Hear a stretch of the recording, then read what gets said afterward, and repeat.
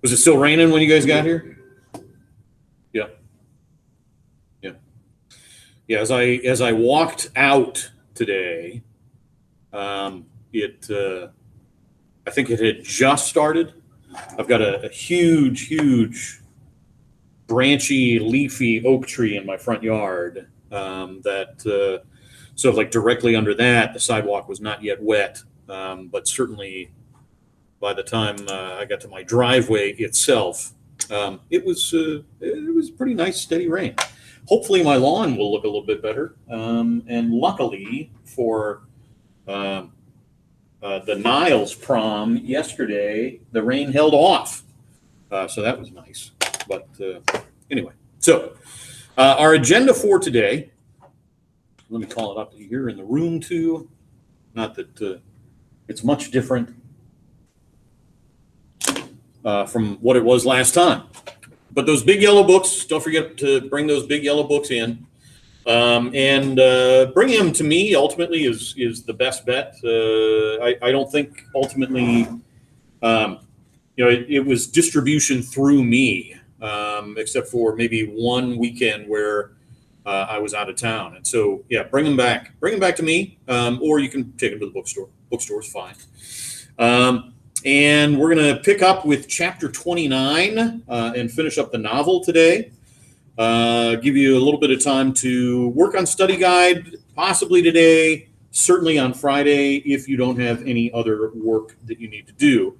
And we're going to take our test on ordinary people during class on Wednesday of next week. Okay. Again, does anybody have any questions about what's happening? About what's going on? Nothing? All right. So, chapter 29 it is. One of the things that I want you to keep in mind as we're proceeding through, the overall message is one of resilience. That one of the hardest things for us to learn in our lives is how to overcome grief and trauma and tragedy.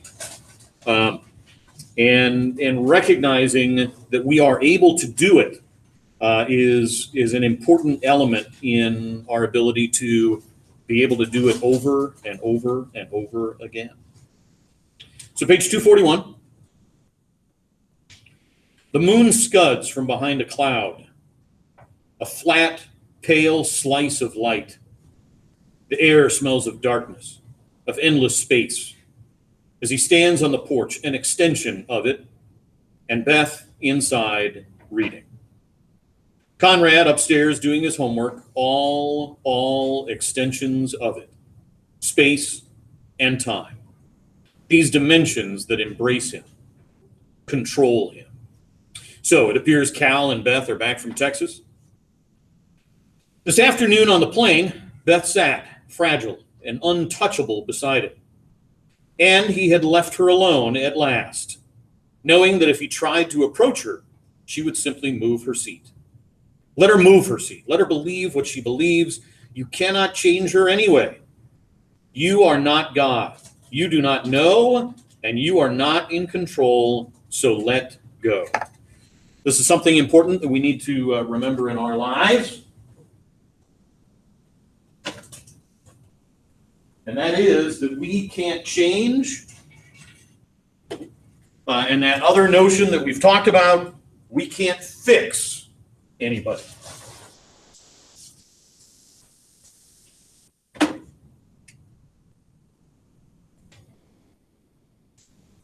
Looks like I need a new black marker.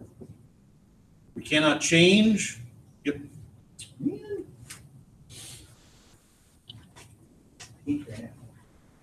Like a good marker when they work.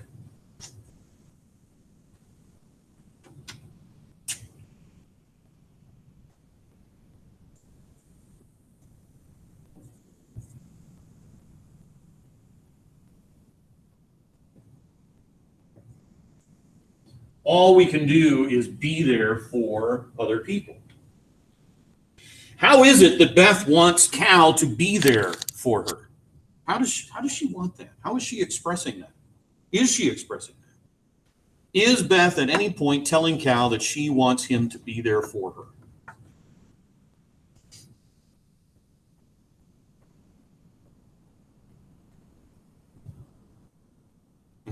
I think she is telling.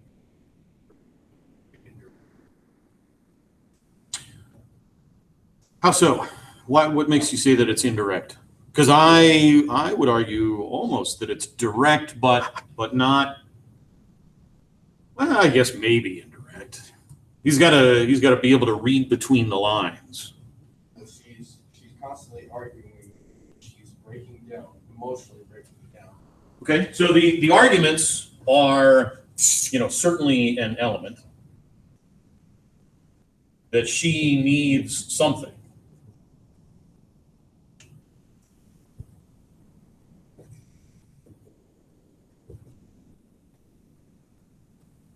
They're indicating something, that there's a problem.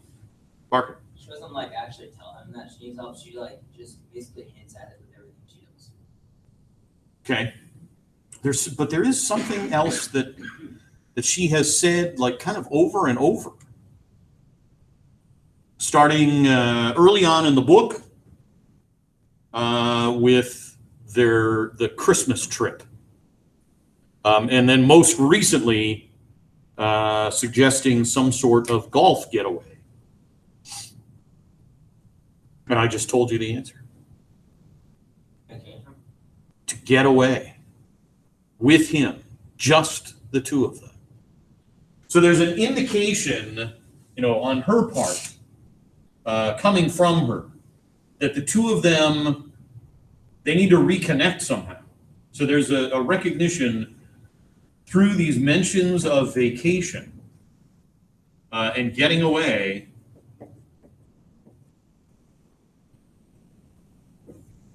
that there is a disconnect that has happened, that they are disconnected.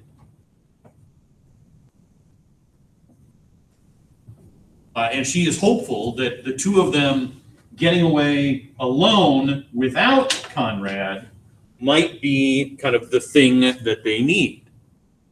At the same time, Conrad he's going to be heading into his senior year. And so ultimately soon, what's going to happen? Leaving his job and live on his own. Yeah, exactly. So he's not necessarily going to be in their lives forever. And so that's part of, kind of Cal's issue, probably.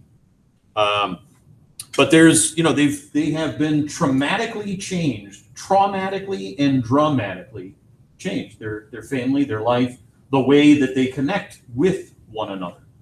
And, keep in mind too, that frequently kind of the way that he talks about his own wife is, it's an objectification. He always talks about her looks, her appearance. And he does not, frequently talk about kind of her as a person. The reasons really that I guess that he loves her. And so that's, they've got a problem. They've got a big problem. He has finished the work he promised Ray he would have done by tomorrow. Conrad teased him when he saw him seated in the den, his books and papers piled around him. The indispensable man, huh? Now this is something else that many of us struggle with. The feeling that we are indispensable. But there's a very, real sort of reality. That sometimes we work ourselves hard because we feel like we are indispensable, but at the same time, the world doesn't stop because we are not able to do everything that we want to be able to do.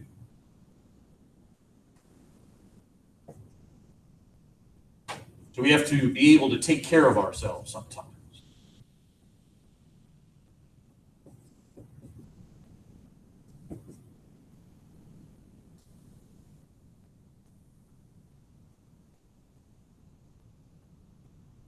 Because we can't do it all. Now, Conrad has frequently felt this way. that he is somehow indispensable, and so he works himself hard. It had made him flinch. Another illusion hits the dirt. This feeling that he has existed in order to understand, to control, to predict. This idea that he was necessary to organizations, to his family, to his wife, to life, all these things, including himself, they exist all right, but not because of anything. Then are no decisions required? Is there nothing to be done? No action to be taken? Right. Sit tight. Never confuse movement with action, says Hemingway. She had been reading him one day. She told him that, declaring her agreement with his statement. Maybe she won't then. Confuse movement with action. Lie back, don't be hasty. Haste makes waste. He's inundated with Howardisms suddenly. All true, those old and wrinkled maxims, proverbs, cliches. A rolling stone gathers no moss. Well, who needs moss anyway? Oh, hell. He is abruptly disgusted with himself. Do not clutch so at things. It is useless. Useless. And do not be paralyzed. It is better to move than to be unable to move because you fear loss so much. Loss of order, loss of security, loss of predictability. Better sometimes not to know what to expect. Like tonight at dinner. She was perfect. The perfect wife, the perfect mother, the perfect hostess. Conrad picked the restaurant, Neroff's, the small Italian place in Highwood. And Conrad did all the talking while she and Cal listened, quietly attentive. Once she reached out to pull the collar of his shirt from under the neck of Conrad's black pullover. And he sat, not moving under her touch, but drinking in every ounce of her attention, knowing that, mysteriously, he had done something right tonight. Maybe just walking in the door and being glad to see them. Or maybe it was his description of the impromptu picnic on the school lawn at 30-degree weather to celebrate the coming of spring. And we damn near froze our asses off. And when he refused dessert, even her correcting his table manners seemed right and proper. You don't need to say, I'm full, just no thanks is sufficient. Sure, okay, wait, let me write that down, will you? You've got a mind, haven't you? Just retain it. I've told you 50 times, he teased her. Now he stands on the stairs as Cal comes back inside. I'm going to bed, he said. See you in the morning. All through studying, Cal asks. He nods.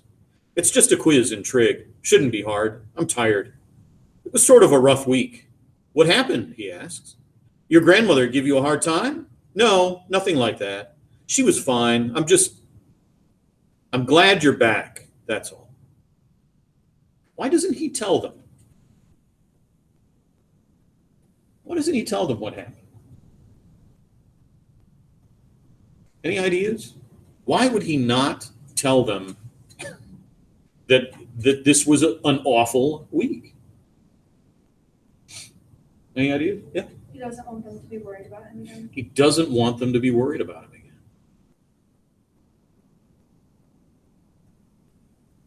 Does that mean that he's going to find himself in trouble again? Or does it mean something else? What else might it mean? In not telling them,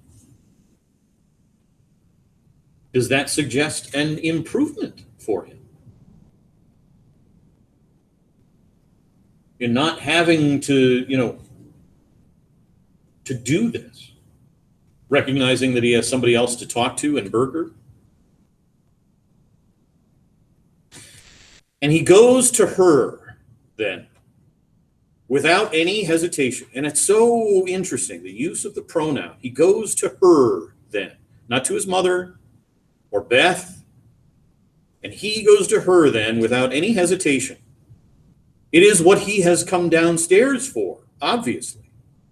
He bends his head, puts an arm around her in a quick, clumsy embrace. Good night, his voice is thick. He exits swiftly, his face turned away. She sits on the couch, her legs curled under her, the book in her lap, just as he left her. She's staring off into space. Then, after a moment, her head drops over her book again, her hair spilling over her shoulder. Her face is hidden from Cal, too. Chapter 30. Already I'm thinking about next fall, Janine says. Isn't that dumb? I don't want to go away now. They're sitting on the floor in her living room, their backs against the couch, as Conrad picks out chords on Mike's guitar. Conrad has Mike's cowboy hat on, pulled low over his eyes.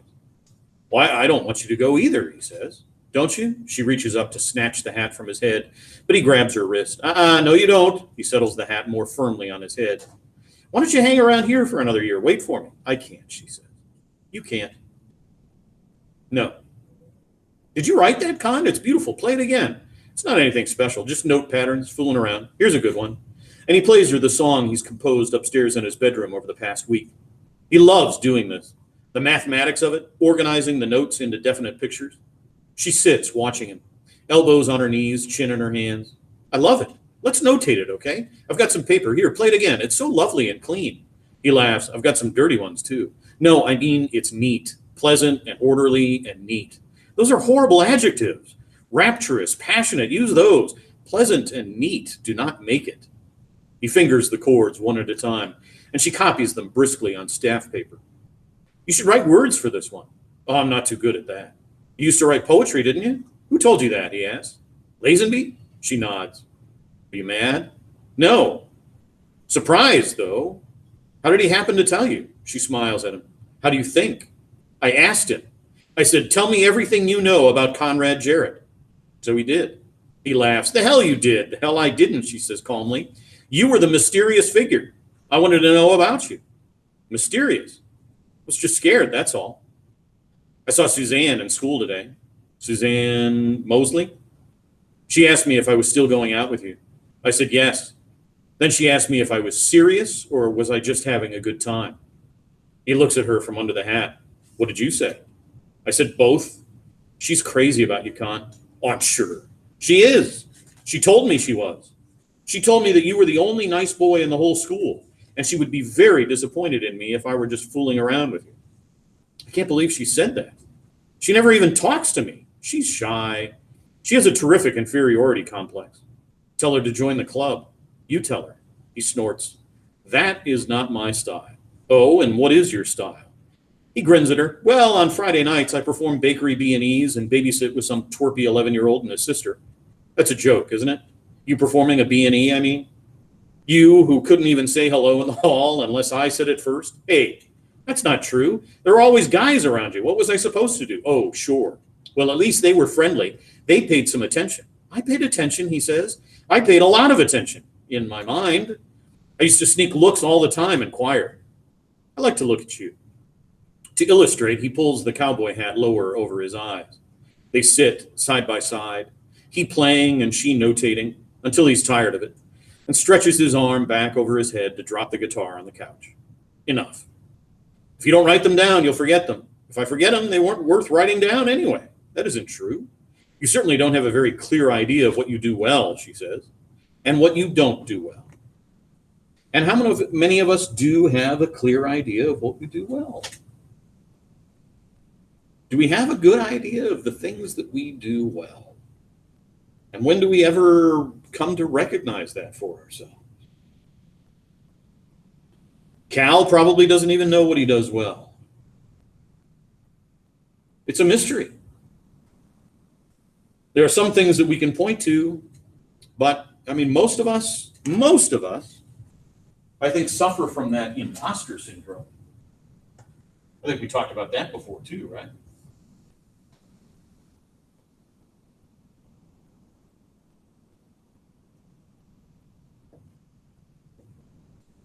Many of us, I would argue most of us, suffer from imposter syndrome. We feel like imposters. I don't, he tilts the hat back to look at her. What don't I do well? She laughs. I knew you'd say that. Okay, you don't accept compliments gracefully, like when I told you how much my mother likes you. I'm just waiting for the rest of it, that's all. My mother likes you, my brother likes you. Thanks for everything, and I'll see you around. Oh, you're hopeless. You really are. But she is not laughing. Instead, she is looking at him with a solemn, wide-open expression. His mouth is suddenly dry, his head feels queerly light. A highway is moving toward him, and he is on it, traveling with such force and speed, all his senses open again. He turns toward her, puts his arms around her gently. Her mouth opens under his, her breath is sweet-smelling, like apples. Her eyes close, the eyelids are small, delicate curves that he touches with his lips, his fingertips. Her tongue in his mouth, exploring. He cannot concentrate anymore. Gathers her against him tightly as his groin hardens, spreads warmth through his whole body. His face in the hollow of her neck, he rocks her slowly, gently in his arms. They lie drugged and submerged, facing each other on the bed. Conrad's head is on his arm, one hand curved around her breast, her eyes closed, shielding himself from the shining look of her, smooth, pale, peach skin glowing in the light from the hall. His heart floats inside his chest. His skin feels branded everywhere that she's touched him, with fingers as light as bird wings. Comfortably and perfectly tired, yet his mind is engaged, recording bits and pieces, data for assimilation. But later, she moves, drawing closer to him, drawing her arms inside his, her hands against his chest. He opens his eyes to look at her. Cold, he whispers. She nods, and he reaches down to the foot of the bed to pull the blankets over them. Gently, he asks her, because now he is her protector against the world. Did I hurt you? And with his fingertips caresses again the rounded curve of her breast. No, she shifts her body slightly, and her knees bump against his. I want to tell you something, Con. I'm not, a virgin. Okay. His hand travels over her back. Soft angles of shoulder blades, a hollow between. Do you care? No. Do you want me to tell you? You want to? Maybe. I think I would feel better. It's no one I knew here. It was a boy in Akron. We did things. Her voice sinks to a whisper, and he must stop his hand moving on her shoulder in order to hear her. After my father moved out, I felt so awful, like it was me who was losing everyone. It was happening to me, not to them. My father tried to talk to me about it, but I made up excuses, reasons for not listening to him. I didn't want to get involved. I didn't want to take sides, but I had already taken sides against them both, and I wouldn't talk about it. So finally, everybody just left me alone, and that hurt too. Only I just pretended that I didn't care a damn, not about them or anything else. That's when it happened. She stops to take a breath, and he strokes her gently again. Don't be too nice to me, okay? She whispers. Okay, he says. Why? Because it's not nice, the rest of it. Don't tell me if you don't want to. You don't have to, Jen. No, I want to. I started hanging around, with kids my parents were afraid of. They were wild, I guess. Only not really. They were just stupid. And I was stupid, and I started doing a lot of stupid things with them. She sighs, her voice tired and flat. Nothing interesting, nothing even unusual, just the same old stuff. We smoked, we took pills, we junked around. Sometimes we needed money and kids stole stuff. I had enough money. My dad felt so bad about me by then. He was keeping me well supplied, but I would go with them and steal just for kicks. And then one time we got caught. The manager of the store was going to prosecute. He was furious. He'd had it. He called our parents, got them down to the store, and he knew my father. It was awful.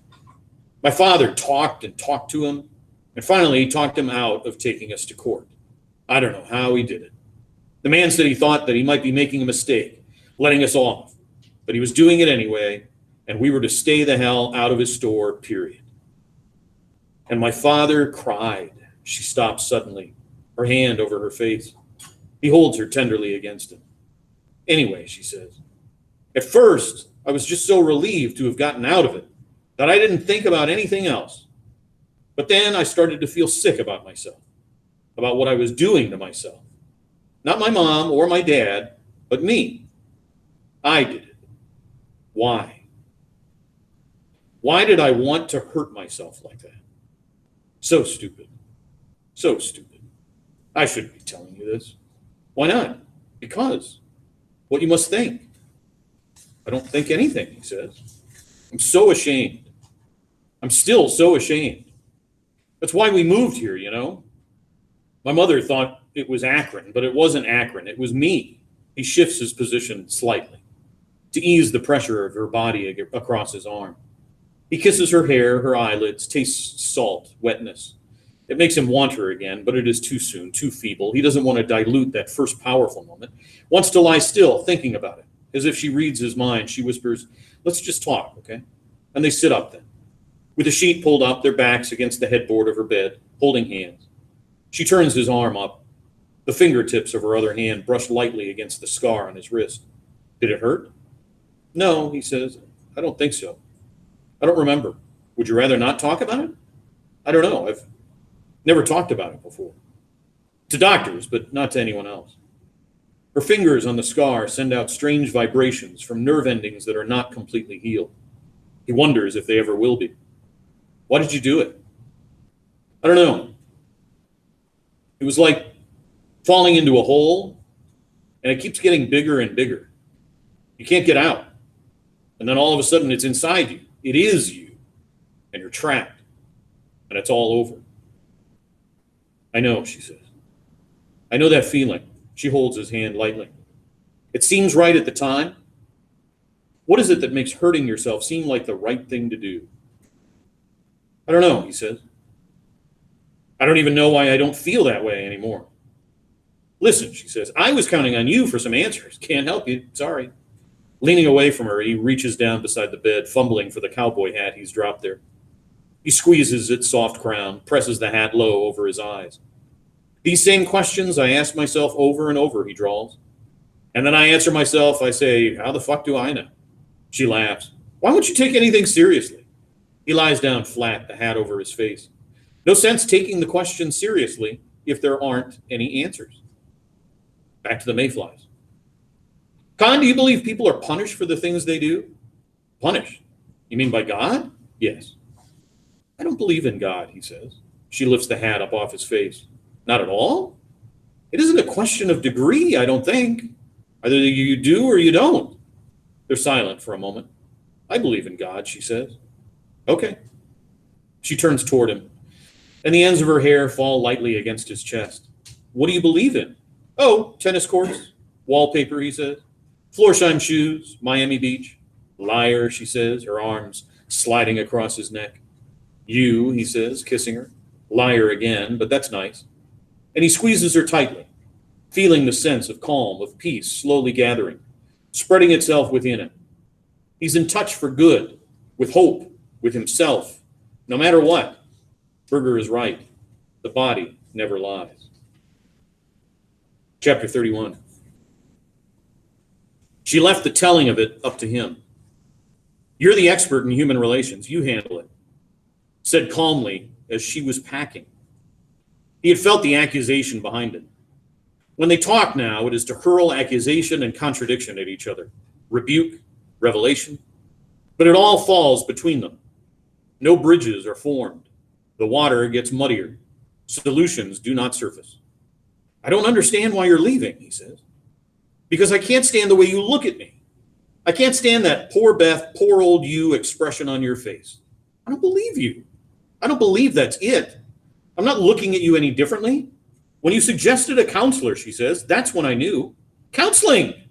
I said counseling for both of us. No, you're the one who isn't happy anymore. Can't you see that? You haven't been for a long time, Cal. You go and see a counselor if you want. You do what you need to do. What I need, he says, is for us to talk to each other. I want to talk to you, Beth. But when I try, you freeze me out. Well, what do you expect from an emotional cripple, she blazes. That's what you've been trying to tell me, isn't it? That's what you really think of me. I won't have it, Cal. I won't have you wringing your hands over me the way you have over him. And there are too many rooms to which he has no access. Too much that he doesn't understand anymore. If he could know what he used to know, but what did he really know? There is addiction here to secrecy, to a private core within herself that is so much deeper than he ever imagined it to be. He has no such core. At least he cannot find it, if it is there. Is it fair to deny her the right to keep it because he hasn't this space, this need? Nightly, they argue. Daily, she gets up, spending hours on Wensia, organizing, supervising, putting plans into operation for the nationally advertised tennis tournament the club is sponsoring. Over there, they think of her as a marvelous miracle. That wife of yours, Sarah Murray said to him, I don't know how she does it. Everything organized down to the last detail. It's marvelous, really. Marvelous miracle, his wife. And they have come this far and no further, in spite of love. He knows there is love, but what good is it? It cannot help them anymore. He had grabbed her roughly in an argument, wanting to hit her, to knock the stubbornness out of her. Him, the Clark Kent of Samuel Mumford High School, the model of gentleness as he had courted her, he would never even presume to lay an indecorous hand on her breast in those days. Ah, innocence. Ah, ignorance. And now, what was he trying to do? Brutalize her? Violate her thoughts? Interject by force, if necessary, his own notions of what was right, what was practical? For he sees something else here, that her outer life is deceiving, that she gives the appearance of orderliness, of a cash register practicality about herself. But inside, what he has glimpsed is not order, but chaos. Not practicality at all, but stubborn, incredible impulse. The night he had grabbed her, he had shouted in her face, "Do you love me, Beth?" "Stop it," she said. "Tell me, I want to know." "I feel the same way about you," she said, "that I have always felt. You are the one. You are the one who's changed." Howard and Ellen are thunderstruck, bewildered. Ray said flatly, "I can't believe it, Cal. I mean, Christ, that's a fairy tale marriage. Nancy's been holding you two up as a goddamn example for years." So that is the mystery of it, as others see it. Two intelligent people. Why can't they understand each other? Why can't they work out their differences? The point is that it has nothing to do with intelligence or understanding. He sits this morning across the breakfast table from his son, who has made breakfast for them both, while outside the sun is shining thinly. Spring is slow in gaining strength this year, the middle of May already. The mornings are still chilly, like fall. "Want to go outside?" Conrad asks. "Sure," although he really doesn't want to. Shivers in the thin pullover sweater as he sits, his hands around his coffee cup, on the stone steps of the patio. Conrad, in Levi's and a t-shirt, remarks about how warm it is. Also remarks that the lilacs are in bloom, and isn't this the time they usually fertilize the lawn? Not that he's looking for a job, he would much rather play tennis, but he was just curious. A good opportunity. Start slow, start with a house. They will not be fertilizing this year, they're planning to sell the house. It's too big for them, that's obvious. It's always been too big, hasn't it? Conrad asks. Right. Only now there are other things to spend money on. College expenses next year, some investments he and Ray have been contemplating. The trip that Beth is taking. What trip? Your mother's going away for a while? What do you mean? You mean not with you? No, I can't get away right now. Right now? She's been wanting to go for some time. I don't get it. Who's she going with? No one, he says. She's going to your Uncle Ward's for a week or two and then leaving for Europe. She wants to go to Greece, maybe to Italy. What is this, Dad? Has something happened? No, nothing has. There is nothing definite, no talk of divorce. And to say the words could make it so, could force something into existence. Isn't that true? Absurd. Whatever is happening has already happened, maybe years ago. The seeds planted in their separate natures, their backgrounds, because all you can do is finally and simply what you can do. I've rented a house in Evanston, down by Centennial Park near the lake. What does she think about that? That doesn't sound like anything she'd even like. There's an uncomfortable pause. Thing is, this trip could last for a while. I'm not sure how long she'll be gone. Beautiful. Beautiful story. Just a couple of holes in it so big you could put your fist through them. What are you saying? He asks. What's the deal? When is she planning on leaving? She's left, he says. Stupid idea. He should not have allowed her to do it. And since when do you allow and not allow? She left this morning before you were up. Why did she do that? Was she in such a damn hurry she couldn't even say goodbye? His voice is bitter. Never mind. I know why. No, you don't. Yeah, I do. And I see your problem too. You can't just come out with it, can you? First, you have to check around, make sure there aren't any razor blades. That's not funny. You think that's funny? An ugly silence while they look at each other. Then Conrad looks away. No, he says. I'm sorry. You want the truth? I don't know why she left. And neither do you, because a lot of things happen in this world, God damn it, and people don't always know the answers. I'm no authority on her. You're no authority either. Conrad stares at him, stricken. In despair, he hears himself go on. You're no authority, period. You just think you are. You make the judgments, don't you? But nobody's supposed to make a judgment on you. Do you think that's fair? No, he whispers, his eyes fixed on Cal's face. I don't want you to say anything like that to me again, Cal says. I don't like jokes about it. Dad, I'm sorry. I really am. I mean it. And abruptly, the anger recedes, swept away in the familiar paternal desire to blanket and protect. When he was small and he felt that he had been wrongly accused, he would go to the hall and stand on his head at the top of the stairs. I didn't. And Buck would holler, Dad, he's going to do it. He's going to stand on his head on the stairs again. Make him quit it. Maybe he should do it now. Such a funny, weird little kid he was. There's movement in the grass. He can almost feel the diamond shafts of green pushing upward, displacing the wet, trampled earth. No. I'm sorry. I don't know what I'm yelling at you for. No, Conrad says. That's right. You were right. You ought to do that more often. He gives a short laugh. Oh, yeah? No, really. Haul my ass a little? Tell me to shape up? A slight pause. A key change. The way you used to do with him. He looks up in surprise. He needed it. You didn't. You were always so hard on yourself. I never had the heart. Besides, he says, you were the good kid, the easy one to raise. Oh, Dad, don't. It's the truth. You were the one I never worried about. That was the problem. I should have been worrying. I wasn't even listening. The ground is wet. It smells of smoke. It feels soft and spongy to his touch. I don't think I was putting out many signals then, Conrad says carefully. You couldn't have done anything. Maybe not. He gets up, walks to the edge of the patio, hands in his pockets. Behind him, Conrad sighs.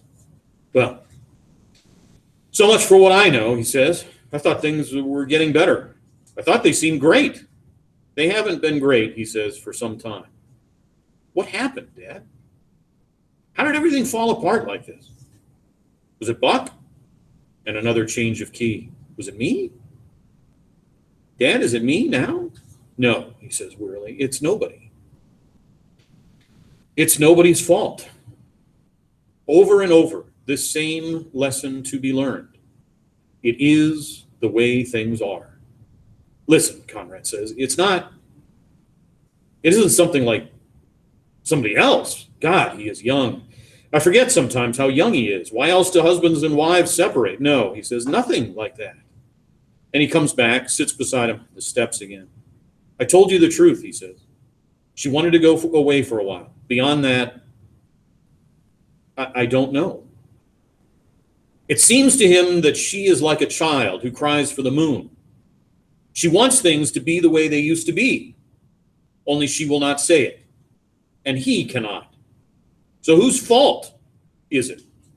And what difference would it make if they could each voice their dreads, their suspicions? Beside him, Conrad says, I used to figure you for a handle on everything. You knew it all, even though you grew up alone with nobody looking after you. I was looked after, he says. Where'd you get that idea? Yeah, but nobody was responsible, he insists. Nobody helped you with the decisions. I thought a lot about that. I really admired you for it. I still do. Well, don't admire people too much, he says, tossing the remains of his coffee into the bushes. They disappoint you sometimes. I'm not disappointed, Conrad says. I love you, man. He winces, and his throat is tight, his eyes filled with sudden tears. I love you too. It is awkward having all this between them. It bumps clumsily against the sentences, pushing them out of meaning, out of order. Painful. The problem he has with these particular words. They threaten to overpower him, cut off his breathing. He hooks an arm around his son's neck and is at once caught in a fierce embrace. He smooths the dark head wedged against his shoulder, brushes the hair aside at the back of his neck to touch bare skin. Conrad pulls away, straightening himself, arms on his knees, head down. You think she'll be back soon? I don't know, he says. You think she's coming back at all? Yeah, of course. Of course she is. At all. God, that is not a thought he needs to handle today. And he will not. That's that. She better, Conrad says. He wipes his hands swiftly over his eyes. I'm a lousy cook. No need for any more words. The sun is warm on his back. He could fall asleep here. Maybe he will. Waiting for whatever comes next. Epilogue. The house looks the same to him. The red maple, tinged from a late August frost, its branches extending across the drive, is the same size as he remembered it. Somehow he has expected change. He parks underneath the tree and gets out of the car, nervous, now that he's here. He said his goodbyes to Berger today. Maybe this is too much of a good thing.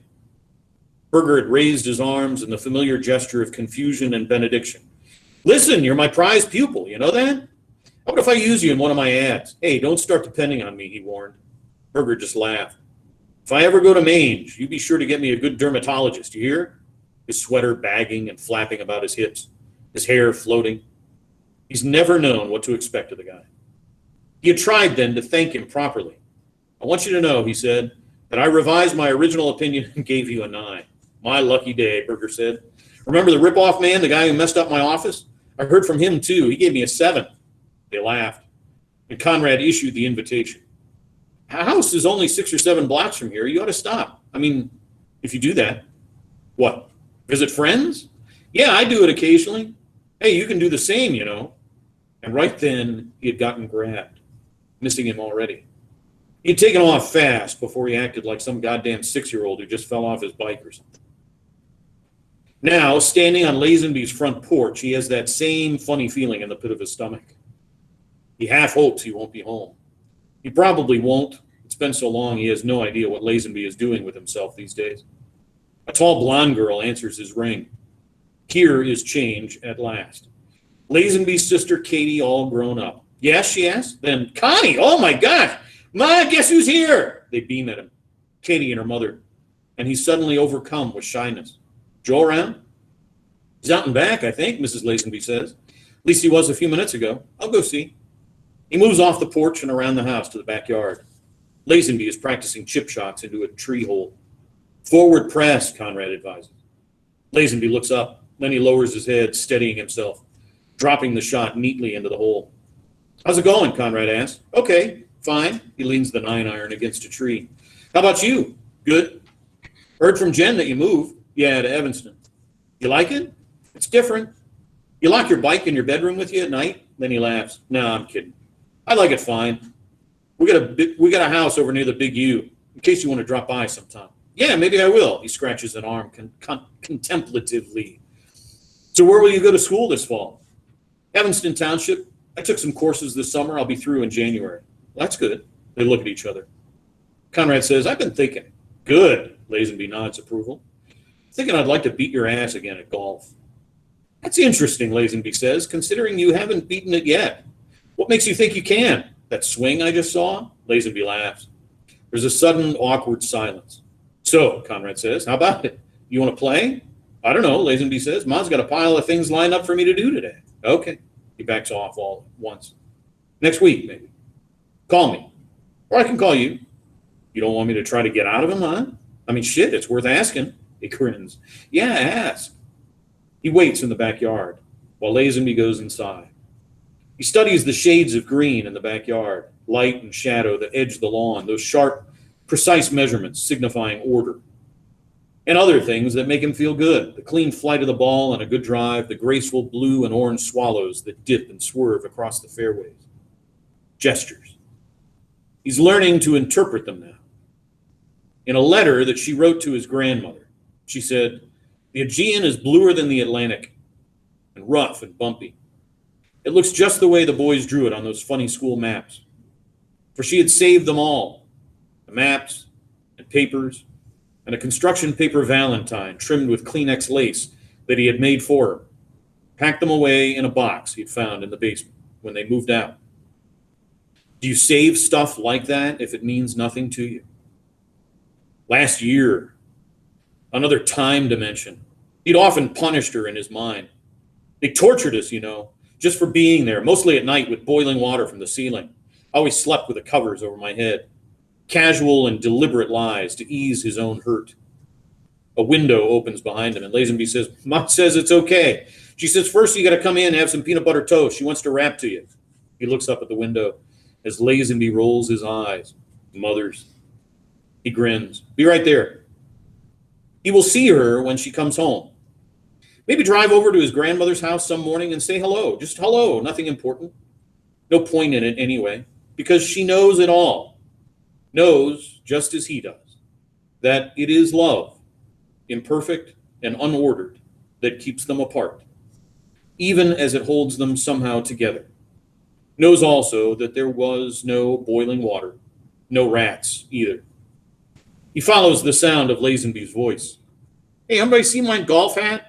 Katie, you seen my golf hat, damn it? He picks up the 9-iron, swinging it lightly through the grass as he walks toward the house. And that is the end. Whew. Man, I had a hard time keeping that together. So, any questions, thoughts, reflections, comments about this book? I like the book. Yeah? Okay, good. Anything else? We've got an I like it.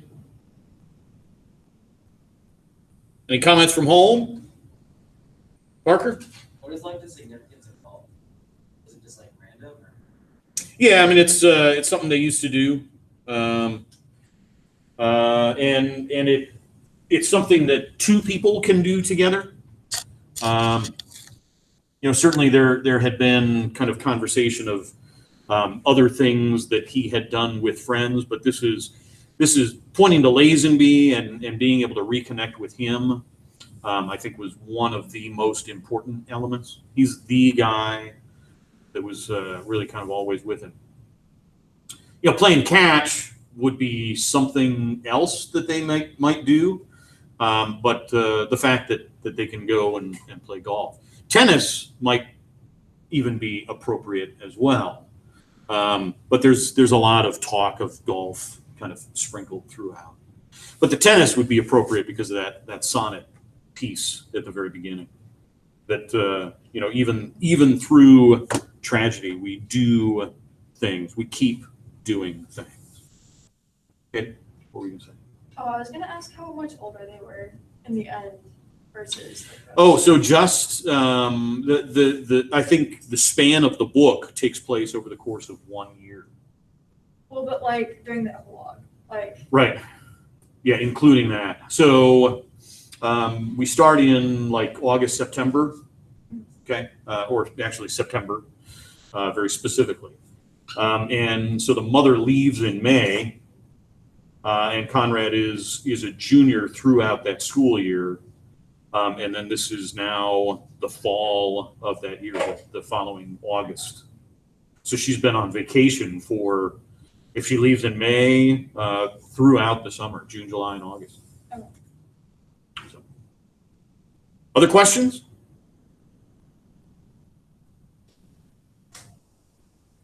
Comments, thoughts?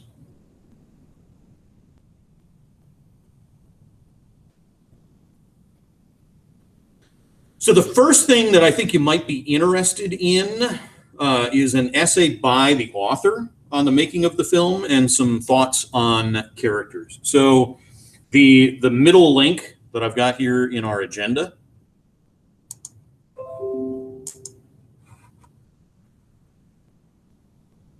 she refers to it as one big birthday present. And how many of you, now that you see the picture of Robert Redford, how many of you recognize him? Does anybody recognize him? Possibly, maybe.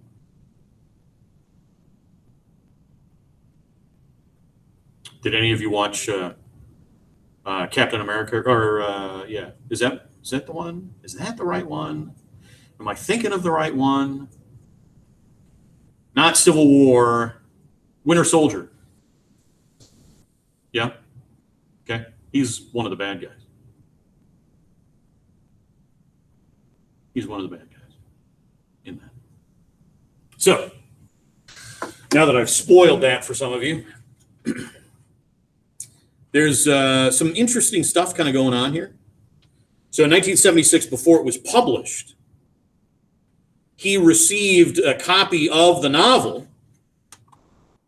So it's not even published yet, and it's already kind of making the rounds in Hollywood. She says she was thrilled. Her publisher called and said that there were 3 movie offers, 2 from big studios, and the third is from Robert Redford. And she chose Redford. And as she describes here, Redford would send me drafts of the screenplay with a note attached saying, "Judy, feel free to wail." So, in other words, contact him and complain. Tell me how you feel about these guys. And he would name actors. She said, "Hey, this sort of feels like playing God." "Never mind that," he said. "Just tell me if you like him or not." Then I mentioned an actor I liked, and he said, "Nope, he's got weird eyes." And I saw how one's acting job could hang by a thread that small. He told me this was to be his directing debut. Needless to say, I want the movie to be good. And if it is, it should give your book a lot of shelf life, which of course it has. And for that, I couldn't be more grateful. Redford sent his production manager to scout the Twin Cities, so Minneapolis, St. Paul. But the Minnesota Film Board had yet to be founded. There wasn't much support for it, and they decided instead to film in Chicago, which totally makes sense, ultimately, because that's where it takes place. Redford came to Minneapolis to do some casting. He said that New York kids had too much angst, California kids didn't have enough, and he wanted to cast the lead, Conrad, from the Midwest. While he was here, we went over the script together. I mentioned one scene that hadn't worked for me. He said, "Yeah, I don't like it either. Don't worry, it's gone." Another scene where Conrad and his doctor hugged during a therapy session prompted me to say that as much as I liked the idea of them having the moment together, I thought it would take away from the primary embrace at the end between Conrad and his father. No, this will work," he assured me, and then proceeded to act out both scenes for my benefit. "Okay," I said when he was finished. Who wouldn't have? I had my own private screening with Redford starring, for heaven's sake. So he was a big, important actor. At one point, I confided to him my many frustrations with the character of Beth the mother. "I don't see her as a villain," I said. So the author does not view Beth, the mom, as a villain. I don't see her as a villain. But people seem to hate her. I have a lot of sympathy for her, and yet I wasn't able to get that across. Some characters are like poems. You never finish them. You just abandon them in despair. He told me, "I see how you as the author might feel like that, but for me, and for the purposes of this movie, I think she works just fine." So I quit worrying about it. What's that start? Oh, that's not sarcasm, that's all right.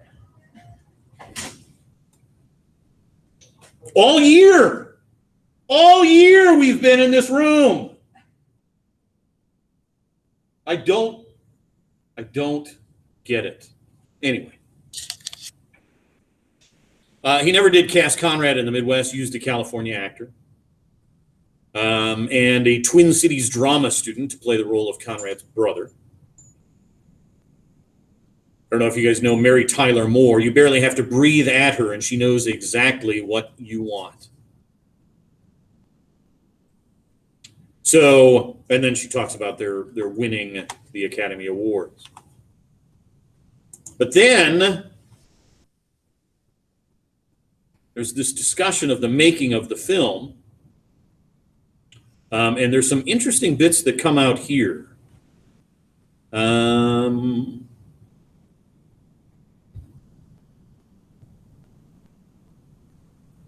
At the time, so the director says, "At the time I had a place in Malibu. It was winter, and I was sitting there looking out on the beach. I saw this lonely figure all wrapped up and walking slowly. The figure looked sad. On closer examination, I saw it was Mary Tyler Moore, America's sweetheart. She was probably just cold, but the sadness hit me and stuck with me when I began casting. I went to see Mary and her husband, Grant Tinker. Redford was warm and funny, and so this is the actress who plays Beth. He was warm and funny and very charming. He told me I was the one whose face he saw as he read the book.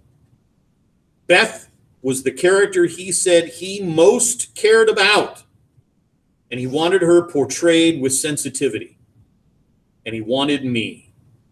This was Robert Redford. How could I say no? And he says she had only done these bright, happy things, so I felt pretty awkward going in there and suggesting she play a darker character, but she was very excited and wanted to do it. I think like all actors, she was open to taking on new challenges. Then he talks about some of the other characters. But then we talking about Conrad, the character, the guy who plays him, the actor who plays Conrad, says, I guess the casting director had seen a TV movie I'd done. They cast a pretty wide net for Conrad. There was a total of 5 or 6 auditions. The 5th one was with Redford. He was sitting behind a desk and was eating a chicken salad. There was something that made you instantly relax when you were around him. I remember how clear he was as a communicator. Not just direct in what he had to say, but in pulling things out of you. From the beginning, he had a great ability to be very specific and go deeper at all times. The casting process went on for a while. I didn't know that enough then to know that 6 auditions is quite a lot. Redford asked me to come down for his screen test. I walked on the stage, and it was Ann-Margret.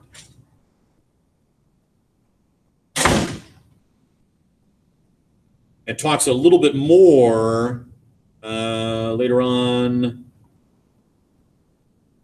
So Redford, the director, instructed the cast and crew to not interact with the actor playing Conrad. I wanted him to feel isolated. It would be up to him what to do with it, but I didn't want him to feel like he had a lot of support because the character didn't. He was wonderful. It was a brand new thing for him, and he was raw and totally open. It was tough. I didn't know what was going on. If I'd been aware of the strategy, it would have been easier for me, but it would have defeated the brilliant purpose Redford had in mind, which was to keep me off balance. The woman who plays Beth says, I remember most that Tim was young and yet so good, very mature for his years.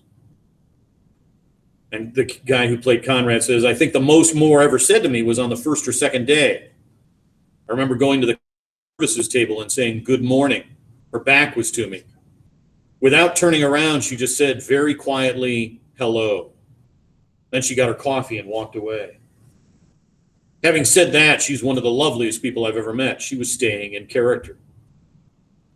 The guy who plays Cal says, I don't remember spending any time with anybody on set. I don't spend a lot of time with people.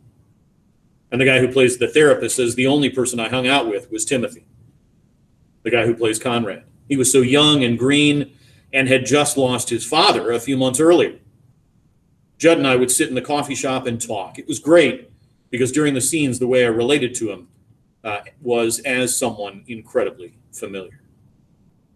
So I want to show you a few clips here.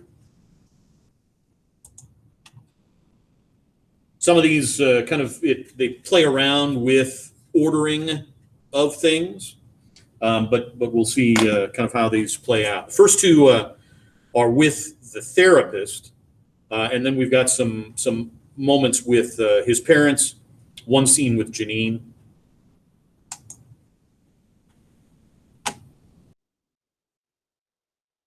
What it was, you said get the cell down, and I couldn't. It jammed, and then the halyard jammed, and I go, goddamn halyard jammed, and then you're sitting, you're screwing around until it's too late to do anything, and I'm supposed to take care of it. And that wasn't fair, was it? No! And then you say, hang on, and then you let go. Why'd you let go? Because I got tired. Yeah? Well, screw you, you jerk!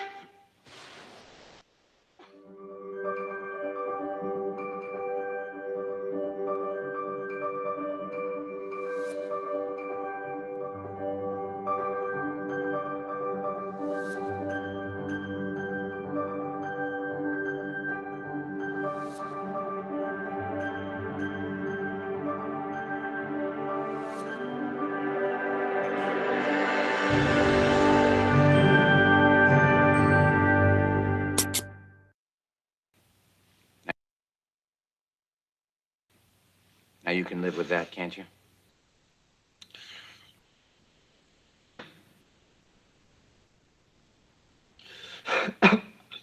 Scared. Feelings are scary. And sometimes they're painful. And if you can't feel pain, then you're not going to feel anything else either. You know what I'm saying?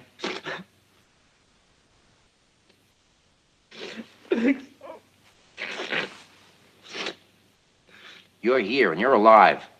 And don't tell me you don't feel that. It doesn't feel good. It is good. Believe me.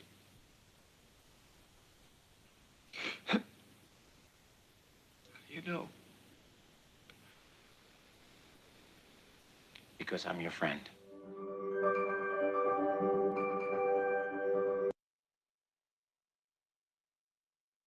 That.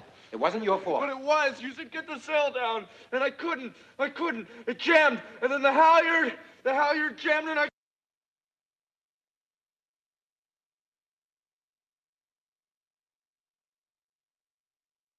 Around the garage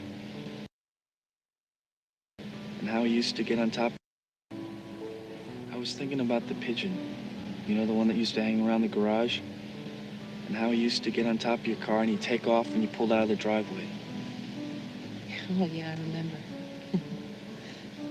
I remember how scared I used to get of that whoosh, flap, flap, flap, flap, flap, flap, every time I started the car.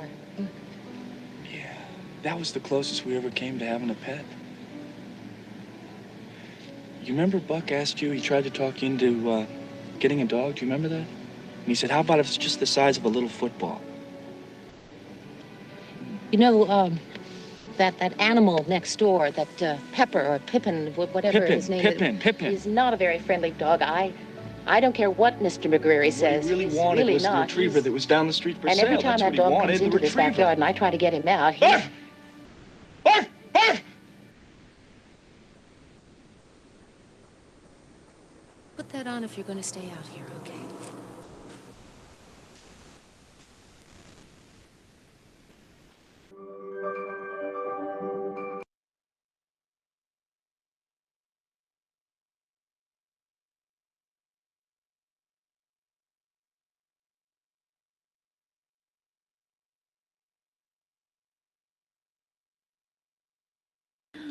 I think that people are punished for the things they do.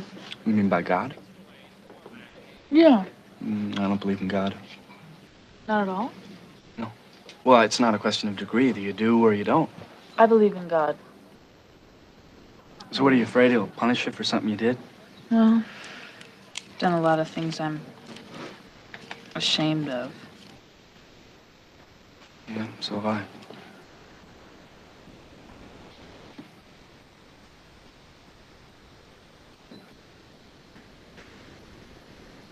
Did it hurt?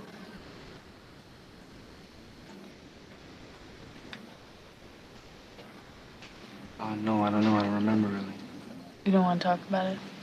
I don't know. I've never really talked about it. To doctors, but not to anyone else. You're the first person who's asked. Why'd you do it? I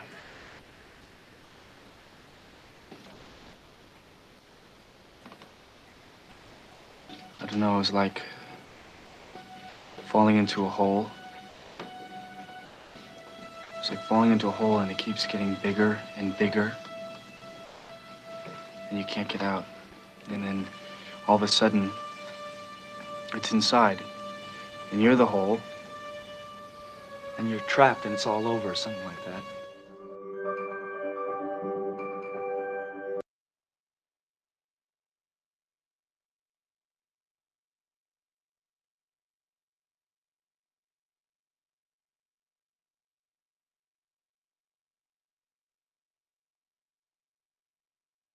Connie, come here. I want to take a picture of Connie and his mother.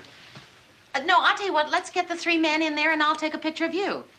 Connie, move in a little closer to your mother, okay? Prize winner. Yeah, that's great. Portrait. That is great. Do it. Page 1, Lake Forester. Isn't it, Mother? Yes, it's I marvelous. love it. Yeah. Sure didn't cost. Calvin. Hold it. Connie, smile.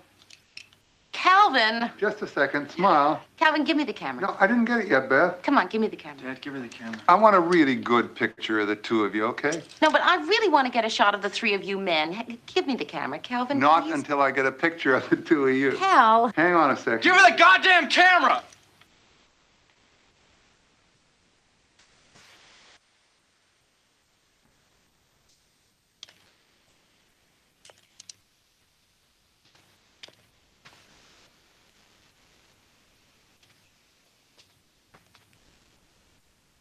Smile.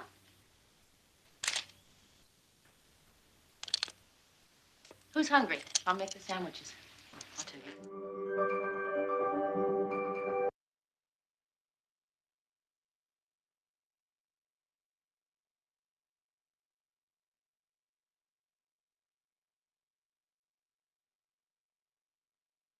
That's all he wants. All he wants.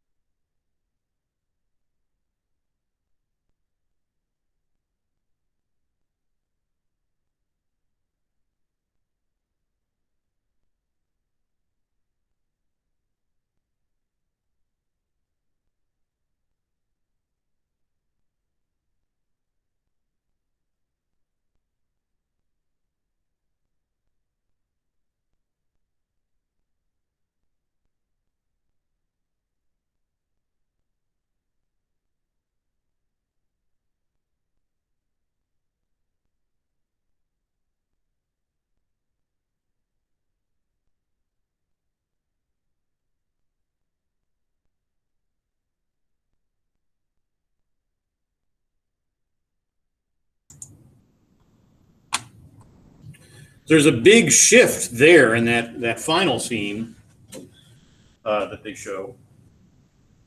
I think the closed captioning was somehow related to music that must have one time kind of been playing in the background, or maybe it does play in the background of the actual film itself. But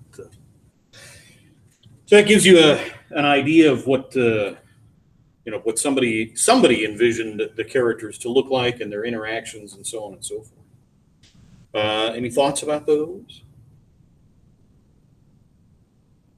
Nothing. Okay. So today is Wednesday, as I said, and then on Friday, I'll give you the opportunity to work on study guides. Anything if you still owe me stuff, to work on stuff that you owe me, so that you can get that in and submitted. And then Wednesday of next week, that's it. That's it. Okay. And I suppose right now, if you want to work on study guide or call them up and see if you've got any questions. Well, we've only got about 5 minutes left, and so folks at home, if you want to go ahead and go, I'm going to let you go ahead and go, unless you got questions about stuff.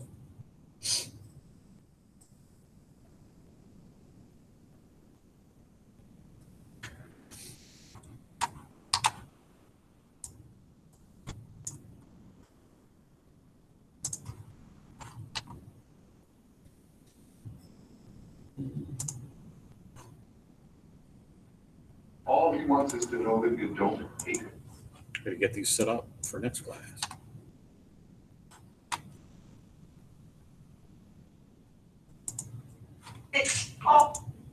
Well, what'd you think of that? Honey, honey, come here, I want to take a picture. What'd you think of that picture scene?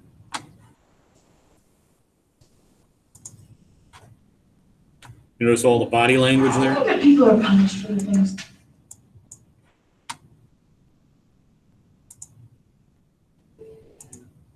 Well, I guess they're all set. I was thinking about the pin. All right, well, good deal.